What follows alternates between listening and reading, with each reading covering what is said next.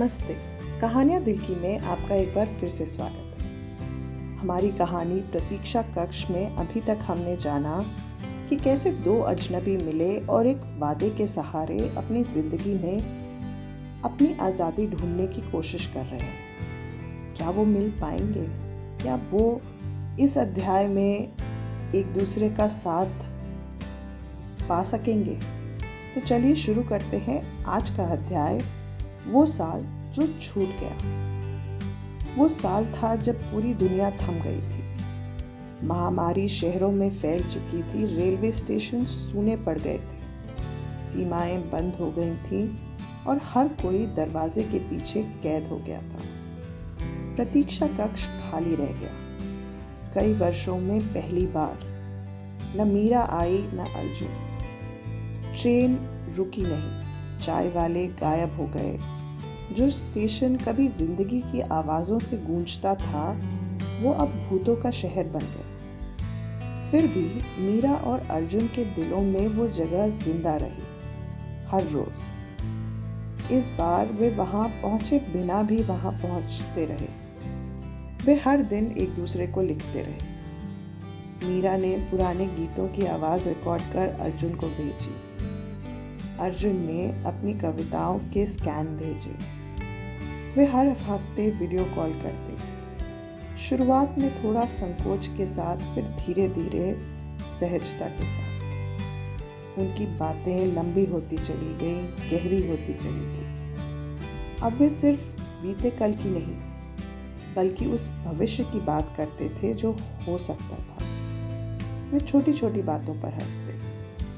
मीरा का केले के ब्रेड का बनाना, अर्जुन का बालकनी में टमाटर उगाने का असफल प्रयोग। उस अराजक दुनिया में उनके पास एक दूसरे का साथ था और वो सबसे बड़ी राहत थी। उसी साल मीरा ने अपनी माँ को खो दिया। अंतिम संस्कार छोटा था, उसका पति नहीं आया। उस रात अर्जुन ने घंटों फोन पर उसके आंसू, उसकी चुप्पी और उसकी सांसों को सुना। अर्जुन ने अपने बचपन के दोस्त को खो दिया, जिसके साथ वो बड़ा हुआ था। सपने देखे थे, कॉलेज की शरारतें की थी। वो क्षति उसे भीतर तक हिला गई।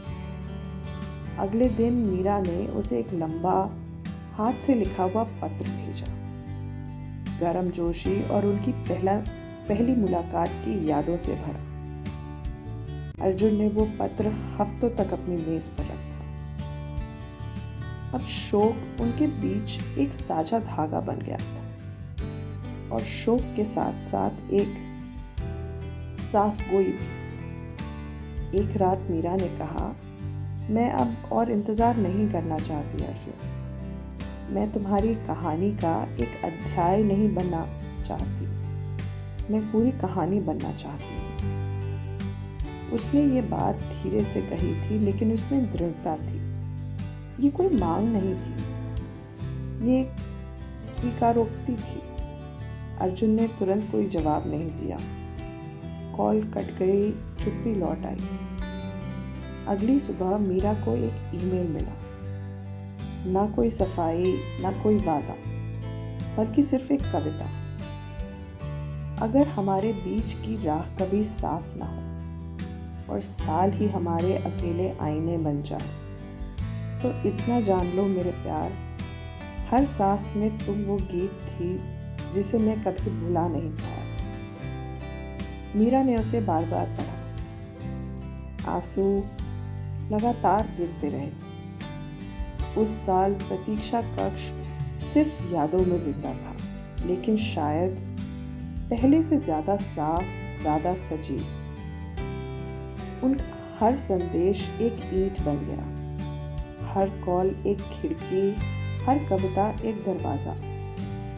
और इन सब से मिलकर उन्होंने एक आश्रय बना लिया। दीवारों और वादों से नहीं, बल्कि शब्दों और इंतजार से बना एक घर। एक ऐसा घर जो उनके दिलों में बसा था, चाहे वे कभी उसमें कदम न रख सके, चाहे वो सिर्फ उनके लिए ही बना हो, चाहे वो सिर्फ सपनों पर टिका हो।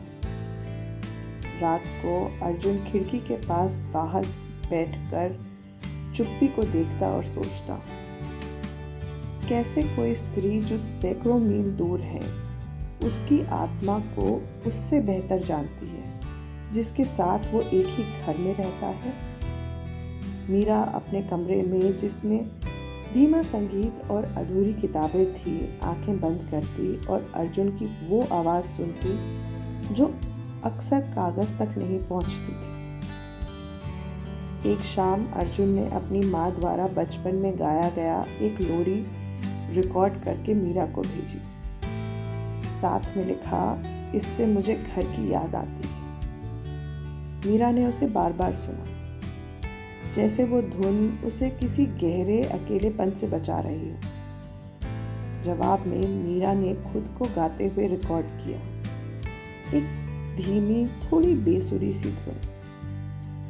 घर की सफाई करते हुए मैं ऐसे गुनगुनाती हूँ। उसने चुटकी ली। अर्जुन हंसा, कई हफ्तों में पहली बार।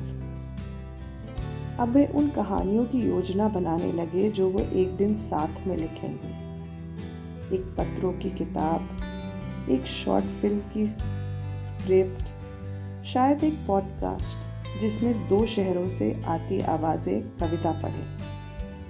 उस साल ये सब साकार नहीं हो पाया, लेकिन उस ख्वाब ने उन्हें गर्म रखा। वो प्रतीक्षा कक्ष जहां वो नहीं जा सके एक पवित्र प्रतीक बन गया। एक ऐसा साक्षी जिसने ऐसा प्यार देखा जो छूने से परे था फिर भी सच्चा था। जब दुनिया फिर से खुलने लगी तो उनमें से किसी ने भी जल्दी नहीं की, क्योंकि उस ठहराव में उन्हें कुछ सुंदर मिल गया था, एक दूसरे का साथ और फिर से मिलने की उम्मीद। तो चलिए देखते हैं कि कल क्या होता है। धन्यवाद।